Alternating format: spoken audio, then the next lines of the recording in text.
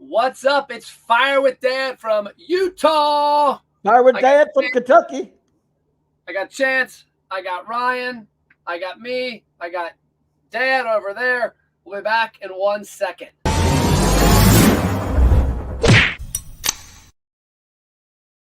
What's up, Bob? That's the laugh that Cole likes so much. I love it. What's going on? Not much. Not much. Just sitting here doing some videos and doing some reviews. I got a review for you. I just did one of your reviews, so I got to talk to you about that. Well, not on here. No. So how's Kentucky? Cold. 31 degrees this morning. I'll suck it up, Buttercup. And your son now is playing lacrosse. My son is playing lacrosse. I got to learn lacrosse so I can kick his ass in it. I don't know what's legal there. I don't even know what lacrosse is. I think it's like your field hockey, like you have a little stick and you throw a ball at people. Yeah, you just hit people with sticks. Okay, I got that. It's pretty good. I could do that. I love hitting people with sticks. Jesus, what the hell's wrong with you? Why are you hitting people with sticks? So, for the audience, the viewing audience, I got my man Ryan Howe. We're in ABR West Coast van, the van number 2. I got Chance. How's it going? Chance, you gotta get the MP shirt on. You got the sweatshirt on, right? We got gotta all be MP'd. Okay, hold on. We'll get Chance changed. So wardrobe change. He's gonna spin really fast. I'll stand up to block him. Superman. Is he going in a phone booth? Did he go to a phone booth? Your T-shirt? You have a T-shirt underneath? Another R. It's another R. Oh my God, he's fired. I take it off. It's another R. So he's going into a phone booth? Yeah, he went into a phone booth. So, Dad, it's something funny happened last night that we recorded a video on today that I'm going to probably release the next couple of days. So did you see my post about the VW bus? Yeah. So some yahoo commented on there about me being America's best restaurants and not having American-made vehicles because the Mercedes and the VW. And then he went on to say a bunch of other crap. So I don't even know the guy. I'm not sure how I was friends with him. So I deleted him and took him off of Facebook. So then he sends me an email and a private message with some explicits in it, calling me a female body part for taking him off Facebook and for taking his opinion off there, which I don't really give a shit about his opinion because I don't even know who the hell the guy is. And you want your client? What? Could he be a client? Okay, I just told you I don't know who the hell he is. Do you think I don't know who my clients are? Well, I know. I mean, he could be working for one of your clients or something. Could you have raised a moron? No. Okay, well, then we know he's not a client. All right, Ching. So we've covered that. I don't know him. All right. So he then sends me an email letting me know he's going to leave reviews online about me in this. And so one of the reviews that he left on one of the platforms was saying that I got his website delisted on Google. And his comment was that wasn't a fraud. I don't even know the guy.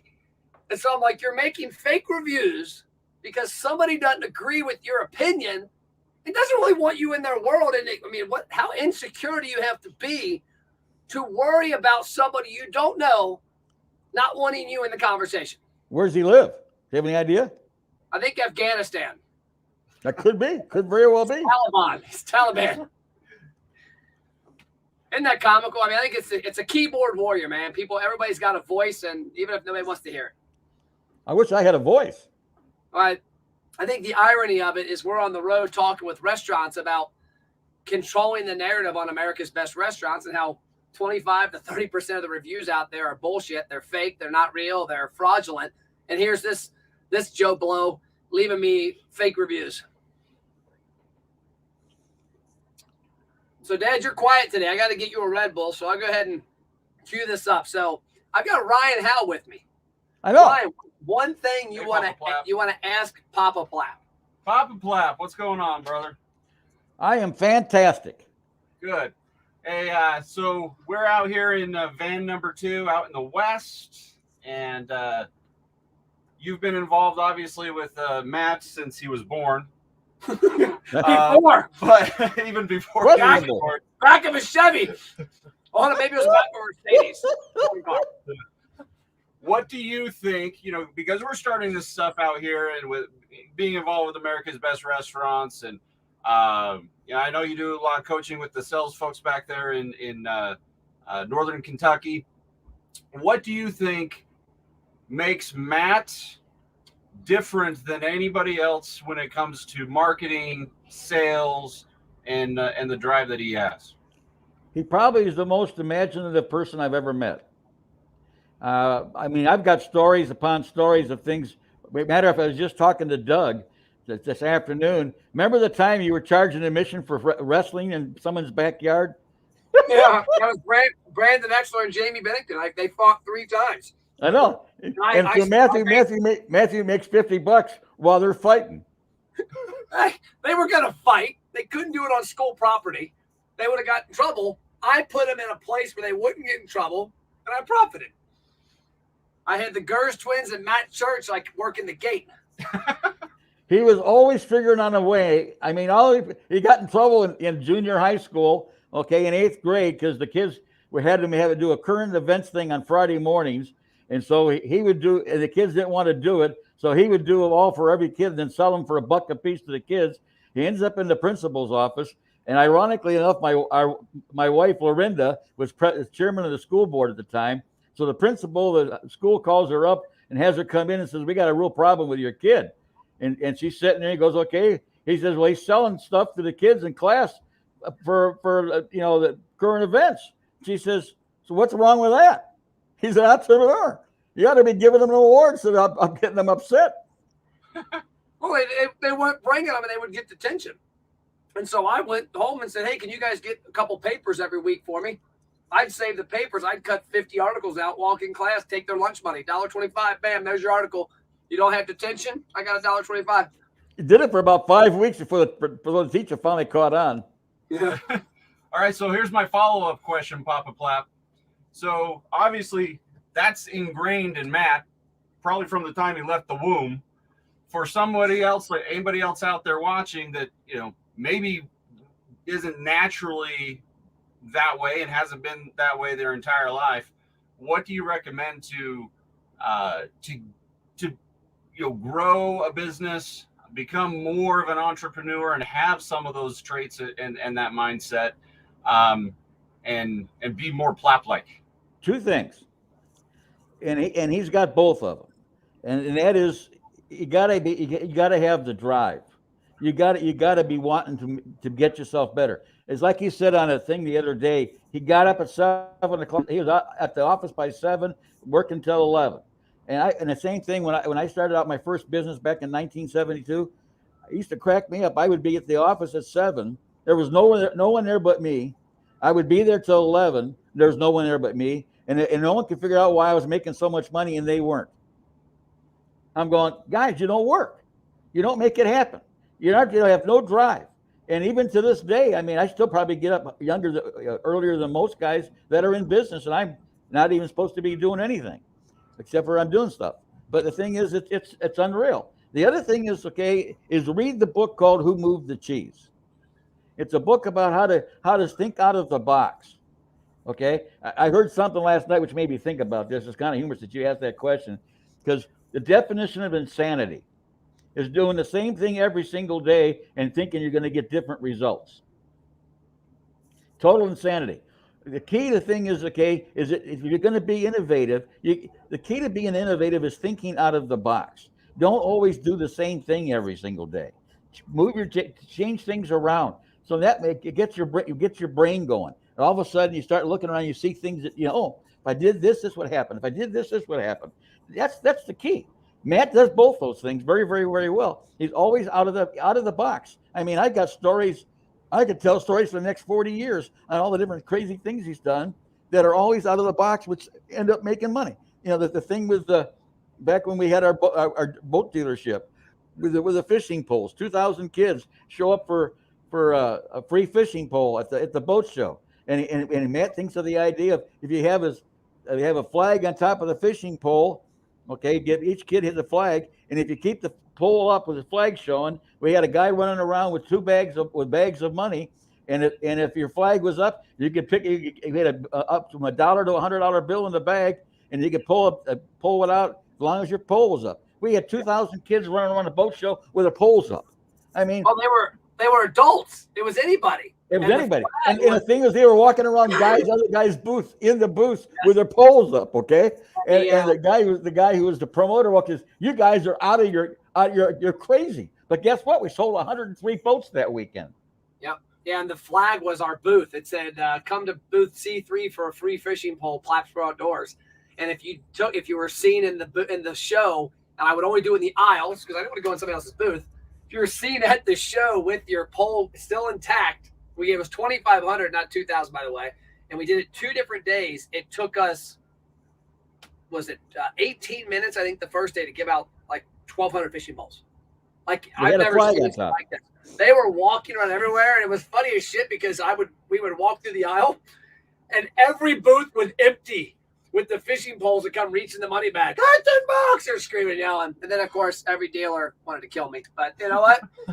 It is what it is. I mean, the thing is, if you're thinking out of the box, okay, and like I said, every person should be reading the book called "Who Moved the Cheese." It's all about thinking out of the box. Yep. Okay, following that maze and how the mice got through the maze. It's just unbelievable. But the thing is, the key to the thing is you got to roll up you got to roll your sleeves up. You got to be willing to work, and that means you got to have the drive, and you got to be doing what it. I got a sign in my office at home. It says, "Successful people do what it takes to be successful," and that's the key. Is you got to be willing to do that little extra thing. Think out of the box. Don't be doing the same thing. Don't be going to. Just do different things every day. And you get involved in that way. Your mind starts to go a little faster, and you start to think of ideas. I've always considered myself an idea man. Hey, yo, you're yipping. You're getting off on a rant here. You're like one of our politicians, and then now you're being nice to me, so I like that. But let me slow it down and throw one thing back at you. The most important and most impactful thing on me that caused that. It was watching you and Mom do it when I was a kid. And this man has a little kid named Charlie who's awesome.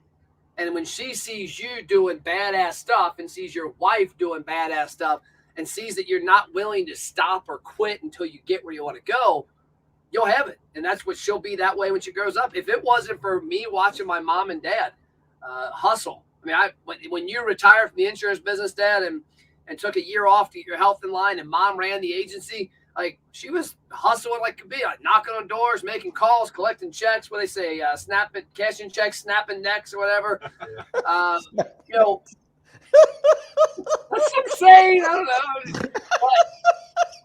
But I think that honestly was the biggest influence. Is that I didn't grow up around slouches. I grew up around 2 parents that were willing to do whatever it took to support their family, to have a better life, and to do some stuff that was outside the box and driven, because that's what it takes. You got to be able to see it. A lot of people, I have a keychain that I carry with me. I give out on the back of it. It's a quote from a Kid Quill song. It says, "The hardest part about writing your story is knowing that you're worth the ink." A lot of people don't believe in themselves because they've not seen people around them that look like them, that are like them, succeed at that level. And I think that's one of the biggest problems we have, is that, a lot of people aren't around people that succeed. I tell a lot of my friends, I tell my employees, I'm like, you know what? If you're consistently hanging around people that are broke, you're going to be broke. And I mean broke financially, broke morally, broke spiritually. Because you know what? You could be a broke-ass financial person, but if you're morally and spiritually right, you're an awesome person. If Birds of a feather. Birds of a feather flock together. Yep, birds of a feather. Well, Colt, Chance, what do you got? You gonna hop up here and ask any questions, or you just observing?